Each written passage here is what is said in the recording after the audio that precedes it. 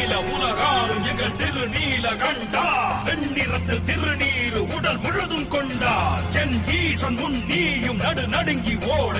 முக்கண்ணின் உக்கிரமதை தாங்காமல் தவிடு பொடியாக